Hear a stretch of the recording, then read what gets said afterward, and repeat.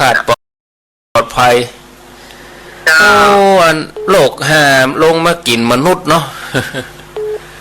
มันเหมือนมันเป็นธรรมชาติของมันอะธรรมชาติเปิ้นเหมือนห่ากินไก่แต่ก่อนนะพอเขาไปด่ากันน่ะเขาด่ากันน่ะบาห้าเนี่ยบาห้านั่นแค่เลยลงมาเลยเขาไปเจอมันมาลงไม่ถามอาจารย์จ้างกำลังใจเด้อตัวกันนี่เขาอู้กันม่วนๆเขาจะไปด่ากันแต่ที่เขาไปด่ากันมาห้าปักมาห้าขินไปด่ากันอย่างนั้นนะห้าแล้วลงมากินก็ป้องกันตัวเองระมัดระวังแต่เขาจะไปปีใหม่เมืองเขาก็ทยอยไปเอาแต่มาที่วัดนี่จะใจนโยบายระบายมาก่อยมาจะมาวันพญาวันจะว่าบ่มีก็มีแต่ว่าจะรวมนิ่มได้รวมอะคือมาเจ้าไผ่มาตีสี่กับมาต้านตีสี่ถึงเวลาก็เอาตุงไปปักกับเนนไปนั่งที่เจดีย์ทรายบน2-3 ตนอันนั้นปักปั่นปอนตุงแล้วเฮาแล้วก็ปั่นปอนขันเข้าโต๊ะนี่จากที่เฮาไว้ลายยาวนี่เฮาจะเอาไว้ลายขวางโต๊ะนี่มันมีลายยาวลายขวางถ้าลายยาวนี่มันใกล้กันดูโต๊ะสี่เหลี่ยมนี่นะสี่เหลี่ยมผืนผ้านี่ถ้าลายขวางนี่ก็ประมาณเมตรปลายเอานั่งห่างกันเอาจะท้าเอายื้อหมอกยื้อกันเนี่ยเอาคนโตกไว้ตรงกลางตาหันเข้าแล้วตุงไปปักตุงแล้วก็ปิดบ้านเถอะบัดนั้นนั่งรวมกันในศาลาละจบวันที่ตั้งแต่วันที่13-14ไปตานได้4-5 วันก่อนอันนี้เขาก็ปั๊บไปกันยุ่งสมัยบัดเดียวแล้วเขาจะไปเวลาลูกหลานเขา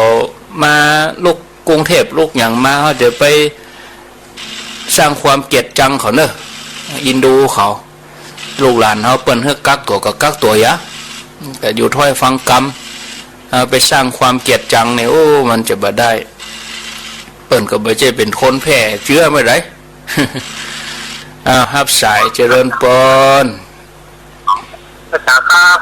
จากตังได้ไม่ปูคาครับอ๋อปูคาเนาะสันกำเจ้าฟังอยู่แม่เจ้าก็ฟังประเด็นนี้ฟัง104กะเนาะประเด็นนี้ฟัง104ชัดเจนดีก็ชัดเจนก็ดีครับชัดเจนดียินดีเนอะฮะเจ้าผมฟังคนเข้าคนกวาดอ่ะนั่นเป็นวิตกเปิ้นวิตกกังวลเอามีสิ่งนั้นมีหัวใจสิ่งเมื่อกับบ้านนะมีสิ่งมีธรรมอยู่กับบ้านนั่นนะเขาก็เข้ากำนะเหมือนเขาเข้ากำนะโอ๊ตทำสวนแล้วท่อนโอ๊ตเอาเดี๋ยวก็ผ่านไปนะเดี๋ยวก็ผ่านอย่างวันเดือนปีนะเดี๋ยวก็ผ่านไปมอนลูกมาเนี่ยผู้สูงอายุนี่ต้องมนน้ำเนี่ยมนน้ำเป็นหินล้างหน้ามนน้ำกินแล้วก็ล้างหน้าตัวเก่าเนาะล้างหัวใจหินหัวใจคนเข้าเมืองของวิลาท่านอันเหรอหัวใจคนเข้าเมืองมันรักสาขาอย่างที่ว่าสาขานะแล้วก็หัวใจหินกับหัวใจหินนี่แน่นอนนี่แน่นอนกะ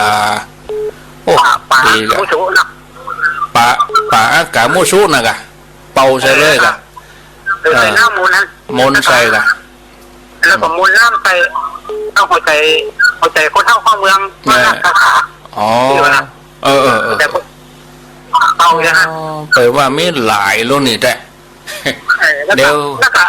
หัวใจรัตนใจตรงนี้เนาะพระพุทธดังหน้าพระธรรมดังทุกอย่างพระสงฆ์ทุกสุขแต่บริษัทที่ยุ่งสุขพอวางในลูกหน้าไม่มีเหมือนเลยกันดีเน็ตจ้ะ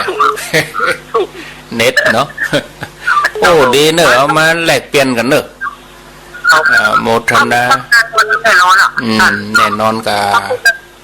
พระพุทธดังหน้าพระธรรมดังทุกอย่างพระสงฆ์ทุกสุข